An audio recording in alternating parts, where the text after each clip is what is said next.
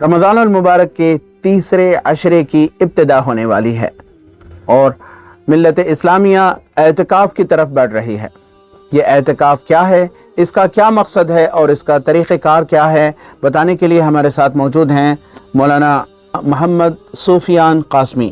قاسمی صاحب بتائیے کہ رسول اللہ صلی اللہ علیہ وسلم بھی اعتکاف کیا کرتے تھے، اس اعتکاف کا کیا مقصد تھا؟ بسم اللہ الرحمن الرحیم۔ اللہ کے نبی علیہ الصلاۃ والسلام ہمیشہ اعتکاف کیا کرتے تھے۔ اس کا اصل مقصد یہی تھا کہ شب قدر کی تلاش ہو، شب قدر نصیب ہو جائے، کیونکہ شب قدر میں عبادت ایک بہت بڑی فضیلت کی چیز ہے، جس ایک رات میں عبادت کرنے کی فضیلت 1000 مہینے عبادت کرنے کے برابر ہے۔ اس لیے اگر کوئی اعتکاف میں بیٹھے گا آخری عشرے میں تو انشاءاللہ ضرور اسے شب قدر نصیب ہو جائے گی، کیونکہ اس کا ہمیشہ ہر وقت عبادت میں رہتا ہے، جبکہ مکمل حقوق کی ادائیگی کے ساتھ وہ اعتکاف میں پورے اخلاص و للہیت کے ساتھ اللہ کو راضی کرنے کے لیے اس کے اوقات کے صحیح استعمال کے ساتھ بیٹھے گا تو انشاءاللہ اس کا اعتکاف بھی قبول ہوگا اور اسے شب قدر بھی نصیب ہو جائے گی۔ مولانا، یہ اعتکاف کی شرعی حیثیت کیا ہے کہ جو مسلمان اعتکاف کے لیے بیٹھتے ہیں، مساجد میں داخل ہو کر نیت کرتے ہیں، تو یہ اعتکاف جب شروع ہوتا ہے پھر اس کے بعد ذکر و اذکار اور تلاوت قرآن اور مختلف عبادتیں مسجد میں، تو ان عبادات کی اور خاص کر اس اعتکاف کی شرعی حیثیت کیا ہے؟ اعتکاف کی اصل میں شریعت میں 3 قسمیں ہیں۔ ایک اعتکاف ہے واجب اعتکاف، جو اعتکاف کے انسان منت مان کر کرتا ہے، نظر کہتے ہیں اسے عربی میں، منت مانتا ہے۔ جیسے کہ عام طور پر کوئی پریشانی آتی ہے تو انسان منت مانتا ہے، ہمارے لوگوں میں مشہور یہ ہے کہ بھئی ایک کالا بکرا دے دوں گا، ایک مرغی دے دوں گا، اس طرح کی منت مانتے ہیں۔ لیکن شریعت میں اور بھی بہت ساری نظریں ہیں، منتیں ہیں، جیسا کہ اگر کوئی یہ ارادہ کر رہا میرا ایک کام ہو جائے تو میں 1000 روپے صدقہ کروں گا، میرا کام ہو جائے تو میں ایک روزہ رکھوں گا، اس طرح سے اگر کوئی یہ منت مانے کہ میرا کام ہو جائے تو میں اعتکاف کروں گا، تو یہ اعتکاف واجب ہے۔ تو یہ اعتکاف واجب، مثلا اگر کوئی یہ کہے میرا کام ہو جائے تو میں 3 دن اعتکاف کروں گا، تو اعتکاف واجب کی شرعی حیثیت یہ ہے کہ اس میں روزہ رکھنا بھی ضروری ہے۔ اگرچہ رمضان نہیں ہے، اعتکاف کر رہا ہے منت مان کر، تو روزہ بھی اس میں واجب ہے، تو ایک واجب اعتکاف ہے۔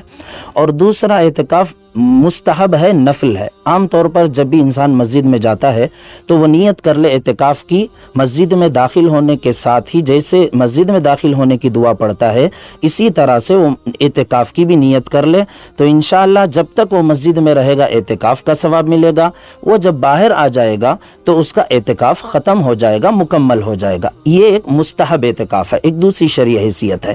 اور تیسرا اصل جو اعتکاف ہے وہ رمضان کا اعتکاف ہے، یہ سنت مؤکدہ علی الکفایہ ہے۔ تو اس کا مطلب یہ ہے کہ محلے میں کسی نہ کسی ایک ساتھی کو مسجد میں بیٹھنا ضروری ہے۔ اگر کوئی بھی محلے میں نہ بیٹھے تو سارے محلے والوں کو مسجد میں، اگر کوئی اعتکاف میں کسی مسجد میں نہ بیٹھے تو سارے محلے والوں کو ایک سنت چھوڑنے کا گناہ ہوگا، سنت مؤکدہ علی الکفایہ، اسی لیے اس کو کہتے ہیں، اسے چھوڑنے کا گناہ ہوگا۔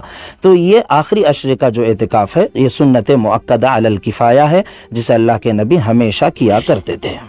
مولانا، مرد حضرات کے لیے اعتکاف ہے، مساجد میں جاتے ہیں اور اعتکاف کرتے ہیں اور ان کے لیے اجر و ثواب ہے، انعامات ہیں، لیکن خواتین کے لیے کیا ہے، مستورات کے لیے کیا ہے؟ انہیں تو ضروری نہیں کہ وہ مساجد میں جائیں اور اعتکاف کریں، تو یہ خواتین کے سلسلے میں اعتکاف کے لیے کیا احکامات ہیں شریعت میں؟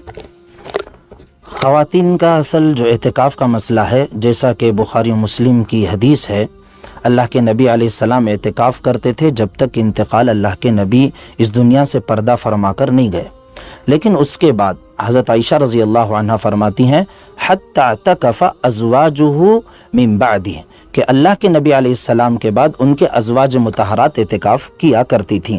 تو اس سے پتہ چلتا ہے کہ عورتوں کے لیے بھی اعتکاف کی عبادت ہے، یہ عبادت عورتوں کے لیے بھی ہے، وہ ان کے لیے یہ ہے کہ اعتکاف اپنے گھروں میں کریں اور اس جگہ میں کریں جہاں وہ نماز پڑھتی ہیں. جو نماز کا کمرہ ہوتا ہے وہ نماز کے کمرے میں نیت کر لیں کہ ہم یہاں اعتکاف کریں گے. ہاں وہ ضروریات کے لیے باہر اٹھ کر استنجا وغیرہ کے لیے ضروریات کے لیے باہر جا کر آ سکتی ہیں، لیکن مسئلہ ایک یہ ہے کہ وہ باہر آتے جاتے وقت بھی کسی سے بات چیت نہ کریں اور اسی طرح وہ بیٹھی رہیں، لیکن اس بیٹھنے کے ساتھ ساتھ اعتکاف میں گھر کا کام کاج نہیں کر سکتی. جب مستقل اللہ کے لیے وہ فارغ ہو چکی ہیں تو عبادت کے لیے مستقل فارغ ہو جائیں. اپنی جگہ بیٹھ کر وہ دیگر گھر کی دوسری مستورات سے کام لے سکتی ہیں. اپنی جگہ بیٹھ کر وہ مکمل اللہ کی عبادت میں مصروف ہو جائیں، انشاءاللہ ان کو بھی مکمل ثواب ملے گا.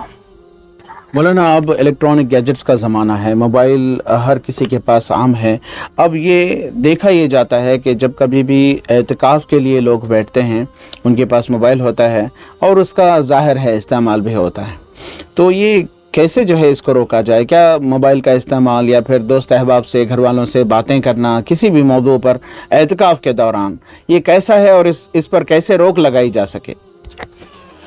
اصل میں اللہ نے قرآن میں فرمایا ہے وَمِنَ النَّاسِ مَن يَشْتَرِي لَهْوَ الْحَدِيثِ لِيُضِلَّ عَن سَبِيلِ اللَّهِ بِغَيْرِ علم، کہ بہت سارے لوگ ایسے ہیں جو ایسے لہویات کو اور لغو چیزوں کو پھیلا رہے ہیں جس کی وجہ سے لوگوں میں گمراہی پھیلے. تو اسی میں سے ایک آج پورا چیزیں ہیں جو ہمارے سامنے بالکل واضح ہے، اور موبائل ایک اہم ذریعہ ہے اس کا، جس کے ذریعے سے ہمارے نوجوان طبقہ اس میں بہت زیادہ ملوث ہے اور پڑھا ہے، جس کی وجہ سے وہ گناہوں میں لغویات میں جا رہے ہیں. چونکہ باہر رہ کر اتنے دن پورا سال وہی عادت اور لت پڑ جاتی ہے، لیکن جب یہاں آتے ہیں تو یہ بھی چھوڑنا مشکل ہو جاتا ہے.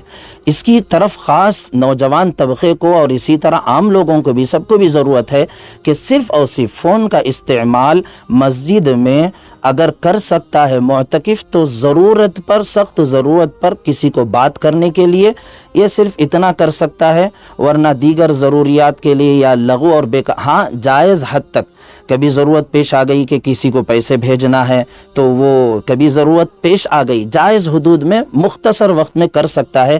اس کے علاوہ دیگر لغو اور بیکار چیزوں کا استعمال کرنا بالکل جیسے مسجد کے باہر ناجائز ہے، مسجد کے اندر رمضان میں روزے کی حالت میں اور سخت بڑا گناہ اور حرام ہے.